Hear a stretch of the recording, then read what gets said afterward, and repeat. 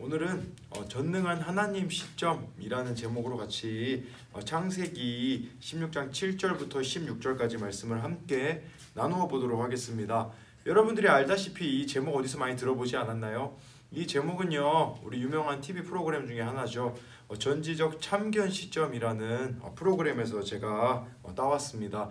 이 프로그램은요, 연예인과 매니저가 함께하는 일상을 보여주는 거예요. 그래서 매니저는 이 연예인에 대한 입장을 한번 생각해 보게 되고, 연예인은 자신이 알지 못했던 매니저의 입장에서 한번 생각해 보는 거거든요. 그래서 서로가 서로의 입장을 통해서 더욱더 알아가는 이런 모습을 보여주는 프로그램이라고 할 수가 있습니다. 여러분, 이와 마찬가지로 하나님은 우리의 모든 것을 지켜보고 계시다라는 것이죠. 그렇다면 여러분들에게 한번 질문을 드려보았으면 하는 부분은요, 여러분의 생각과 감정이 옳다고 할 수 있을까요? 근데 정말 여러분들의 생각과 감정이 옳다고 말할 수 없는 이유 중에 하나는요, 여러분 혹시 자기 얼굴을 스스로 볼 수 있는 사람이 있나요? 핸드폰으로 보는 거 말고요, 거울로 보는 거 말고요. 우리는 우리의 얼굴조차도 스스로 볼 수 없는 사람들이라고 할 수 있죠. 그래서 만약 여러분들이 얼굴을 스스로 볼 수 있다면 그 사람은 아마 멘탈이 나간 분이다 라고 할 수 있겠죠. 우리 스스로 모습조차도 우리가 제대로 보지 못하다면 우리의 생각과 감정이 물론 때로는 맞을 때도 있겠지만 틀릴 수도 있다라는 것이죠. 또 한 가지에 대한 질문이 있어요. 그러면 다른 사람들이 여러분들을 보는 이 모습은 항상 옳다고 할 수 있을까요? 다른 사람들이 여러분들에게 내리는 평가가 옳다고 할 수 있을까요? 요새 유행어 중에 이런 말이 있잖아요. 흔히 말하는 꼰대라는 표현을 쓰죠. 나에게 막 잔소리하는 사람이 이런 표현을 많이 쓴다고 하잖아요. 라떼는 말이야, 그러니까 나 때는 말이야라는 그 말로 내가 네 나이 때, 당신의 나이 때는 이랬다라고 이렇게 말하는 것이죠. 심지어 이게 라떼는 말이야라는 커피도 이렇게 브랜드가 나온 걸 보게 되는데요. 그러니까 나는 당신 나이 때 이랬기 때문에 당신이 이러지 않으면 안 된다. 마치 자신이 기준을 정해놓고선 다른 사람들의 평가를 내리기 때문에 이 다른 사람이 여러분들에게 내리는 평가도 옳지 않다라는 것이죠. 여러분 기억해야 되는 것은요, 하나님만이 여러분들을 정확하게 평가를 내리시고 정확히 아신다라는 사실이에요. 혹시 여기서 하나님보다 오래 산 친구 있나요? 그런 친구가 있다면 아마 그 친구도 멘탈이 나갔을 거예요. 그런 사람은 없죠.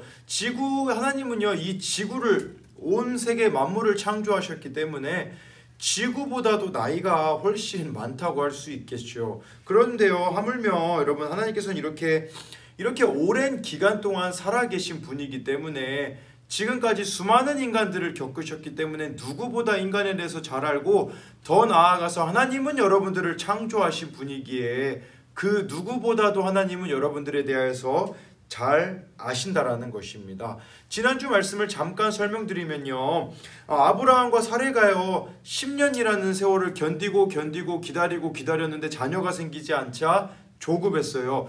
아브라함과 사레는 자녀가 없는 것에 대한 불편함이 있었거든요. 목적이 자녀에 있었기 때문에 어떤 일을 저지르냐면요, 아브라함과 이 사레의 여종 중에 한 명이었던 하갈이라는 이 여종을 통하여서 자녀를 얻게 되어지는 것이 바로 지난주의 말씀이었었던 것이에요. 자녀를 낳으면 괜찮을 줄 알았거든요. 아브라함도 괜찮고 사레도 좀 괜찮을 줄 알았는데 문제가 생기게 돼요. 어떤 문제가 생기게 되냐면요, 이 하갈이라는 여종이요, 아브라함의 자녀를 임신하게 되니까 어떤 생각을 하게 됐냐면 자기가 마치 아브라함의 이 부인이라는 생각을 하게 된 거죠. 그때부터 주인인 사레를 무시하여서요, 결국은 이 여종인 하갈은요 쫓겨나가게 돼요. 이 아브라함의 집에서 쫓겨나가게 되는데요. 그렇다면 여러분들에게 질문이 한 가지 있어요. 그 질문은 뭐냐면요, 여러분, 하나님은 아브라함과 사레 편일까요? 아니면 하갈의 편일까요? 우리 이렇게 편 나누기를 참 많이 하잖아요. 근데 여러분들이 예수님 믿다 보면 이렇게 잘못 생각할 수 있는 위험 중에 하나가 뭔지 아세요? 하나님이 나만을 사랑하신다라는 것이죠. 항상 내 편이라고만 생각하는 거예요. 이런 생각을 하다 보면 예를 들어 그런 착각에 빠지게 돼요. 예를 들어 여러분 예수님 믿는 여러분이요. 예수님 믿지 않는 어떤 여러분 친구에게 괴롭힘을 당했어요. 근데 예수님 믿지 않는 여러분을 괴롭혔던 그 친구가 다음 날에 다리를 기부스를 하고 왔어요. 다리 기부스를 하고서 왜 기부스하고 왔냐라고 이렇게 물어보니까 넘어졌다라는 거죠. 그러면 여러분들 무슨 생각을 할까요? 아, 하나님이 나를 사랑하시니까 복수해 주신 거야. 이런 생각으로 우리가 가져서는 안 된다라는 것이죠. 왜냐하면 하나님은 그런 분이 아니시거든요. 여러분 마태복음 5장 45절에 이런 말씀이 있어요. 이같이 한즉 하늘에 계신 너희 아버지 아들이 되리니 이는 하나님이 그 해를 악인과 선인에게 비추시며 비를 의로운 자와 불의한 자에게 내려 주심이라. 여러분 하나님이 여러분들을 사랑한다고 해서요 여러분들에게만 햇빛이 찌고 하나님 믿지 않는 사람들에게는 매일 막 비가 내리나요? 아니라는 거죠. 하나님은요 해나 공기나 물을 공평하게 하나님을 믿는 사람들뿐 아니라 믿지 않는 사람에게도 주셨다라는 것은 반대로 말하자면요 하나님은 여러분들을 사랑하시지만 하나님을 모르는 사람조차도 사랑하신다라는 것을 말해주는 것이죠. 그렇기 때문에요 하나님은 아브라함과 사레만을 사랑하지 않으셨어요. 이 여종 하갈도 사랑하셨다라는 거예요. 오늘 말씀 창세기 16장 7절에 이런 말씀이 있습니다.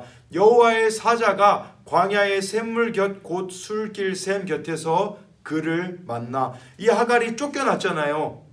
임신한 상태로 지금 이 길의 루트를 보면 원래 이 하갈이 이집트 사람이잖아요. 아마 이집트로 가고 있었던 것 같아요. 여러분 이 광야라는 곳은요 정말 아무것도 의지할 수 없는 상황이잖아요. 근데 이 광야로 가고 있는 이 여인 이 하갈 얼마나 비참합니까? 자녀를 뱃속에 임신해 있죠. 여자 혼자 이런 곳을 간다는 것은 지금도 위험하다고 할 수 있잖아요. 근데 지금 이 하갈이 이렇게 이런 곳에 가고 있는데 중요한 것은 하나님이 하갈에게도 관심을 가지신다라는 거예요. 그래서 하나님께서요 하나님의 사자 하나님의 사람을 이 하갈에게 보내주셔서 어디 가고 있는지 왜 가고 있는지 이렇게 물어보고 있거든요. 그때 이제 하갈이 이야기를 해요. 자기가 이렇게 사례에게 쫓겨났다라고 이야기를 하는데 그때 여호와의 사자가 하나님이 보낸 그 사람이 이 하갈에게 뭐라고 이야기하냐면요 9절 말씀이에요. 이런 말씀을 합니다. 여호와의 사자가 그에게 이르되 내 여주인에게로 들어가서 그 수하에 복종하라 라고 이렇게 이야기를 하고 있는 것이죠. 이거 우리가 듣기 싫어하는 말이잖아요. 쉽게 말씀드리면 이런 거예요. 여러분들이 친구와 싸웠어요. 여러분들이 부모님하고 싸웠어요. 여러분들이 누구하고 싸웠어요. 근데 하나님께서 이렇게 말씀하시는 거예요. 가서 화해해. 이거 우리 맞는 말인 건 알지만 정말 듣기 싫어하는 말이잖아요. 근데 여러분 이 상황 가운데서 여러분들이 기억하셔야 되는 것은 무엇일까요? 여러분들의 생각이 옳지 않다라는 것이죠. 하나님의 생각이 언제나 옳다라는 거예요. 내 생각은 화해하기 싫어요. 그렇게 하고 싶지 않은 마음이 들지만 아까 제가 처음에 말씀드렸던 것처럼 하나님은 여러분들을 가장 잘 아시는 분이기에 우리는 그분의 말씀을 들어야 한다라는 것이죠.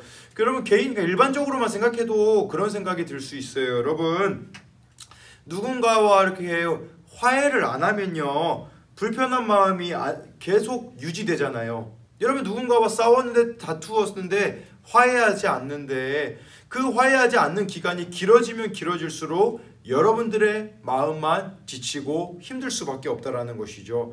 그 사람을 여러분 어느 날 이렇게 오랫동안 안 봤어요. 1년, 2년, 3년을 안 봤어요. 그렇다고 해서 그게 완전히 사라졌을까요? 아니죠. 또 마주치게 되면 불편함이 남아있는 것이죠. 제가 여러분들에게 화해라는 것에 대해서 이야기해주고 있는 것은요.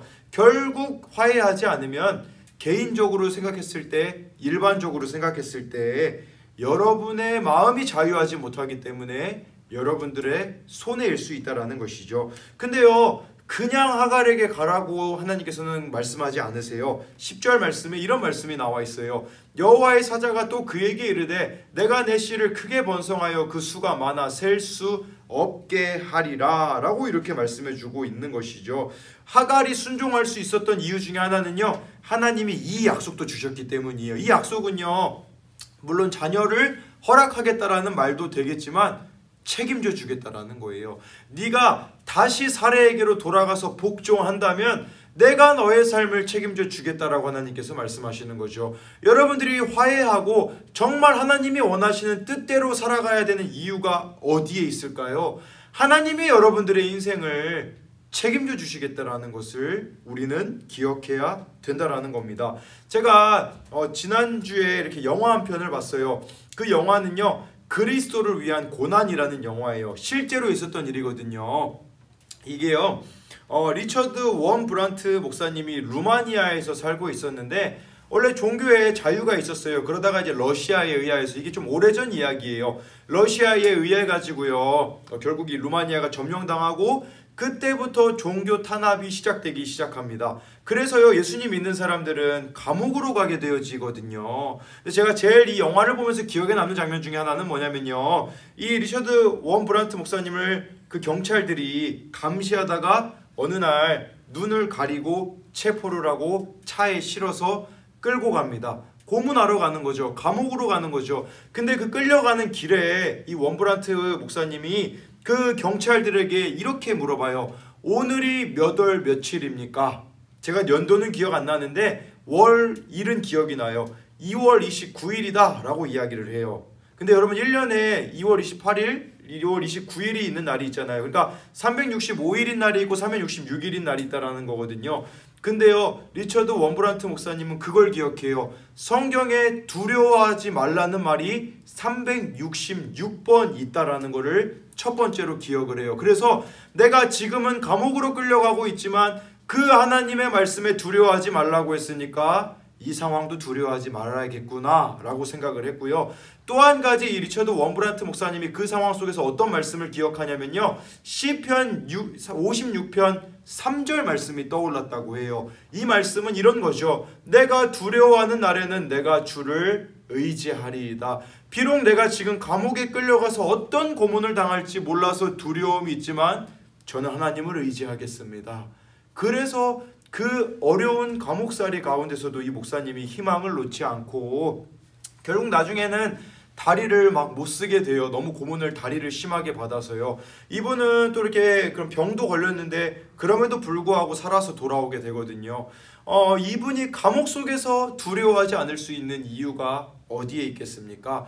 그 상황 속에서도 하나님의 약속인 말씀을 붙잡았기 때문이라는 것을 기억했으면 좋겠어요. 여러분들이 가장 연약하고 힘들어질 때 하나님은 어디 계실까요? 여러분들, 오늘 이 말씀을 통해 여러분들이 기억해야 되는 것은 두 가지가 있어요. 첫 번째는요, 하갈이 버림받았을 때, 하갈이 광야를 헤매고 아무런 도움을, 아무것도 의지할 수 없었던 그 상황 가운데 하나님은 하갈을 찾아오셨다라는 것이죠. 여러분, 언제 주님이 여러분들 찾아오실까요? 세상에서 혼자라고 느껴질 때, 정말 절망적인 그 상황, 아무것도 의지할 수 없는 그 상황 가운데 하나님은 여러분들을 찾아오시는 분이고 여러분들과 함께하기를 원하신다라는 겁니다. 그래서 여러분들이 이것을 기억했으면 좋겠고요. 결국 이 하갈에게 집으로 돌아가라고 했잖아요. 돌아갔을 때요, 아무런 일도 일어나지 않아요. 사례가 구박하지도 않았고요. 아브라함이 아무런 말도 하지 않았다라는 것은 여러분들이 정말로 하나님 말씀에 순종할 때 하나님은 여러분들의 삶을 책임져 주시고 앞길을 인도하신다라는 거죠. 제게 아들이 있어요. 예찬이랑 한결이거든요. 저는 이 아이들의 아버지거든요. 그래서 항상 이 아이들에게 가장 좋은 것을 주고 싶은 게 아버지의 마음이에요. 그래서 때로는 뭐 다이소에 물건을 사러 가도 장난감이 보이잖아요. 그러면 오늘은 예찬이 무슨 장난감을 사줄까?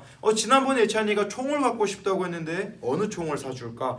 저에 대해서 물건을 쓸 때는요, 그렇게 비싼 거를 사려고 하지 않아요. 근데 제 아들을 위해서 쓸 때는요, 이왕이면 더 좋은 걸 사주고 싶더라고요.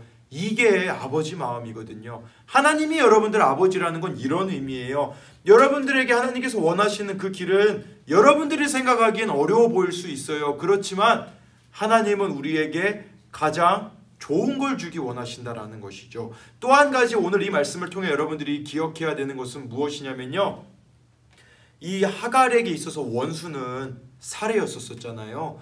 근데 그 원수가 있는 사례에게 가서 화해한 이 하갈의 모습을 기억해야 돼요. 이것은 여러분들이 원수를 사랑하라. 성경 말씀에도 나와 있어요. 원수를 여러분들 보고 사랑해요. 이거 너무 가혹하잖아요. 여러분들을 힘들게 하는 사람하고 가서 화해하고 관계를 회복하라는 말이잖아요. 왜 우리가 그래야 될까요?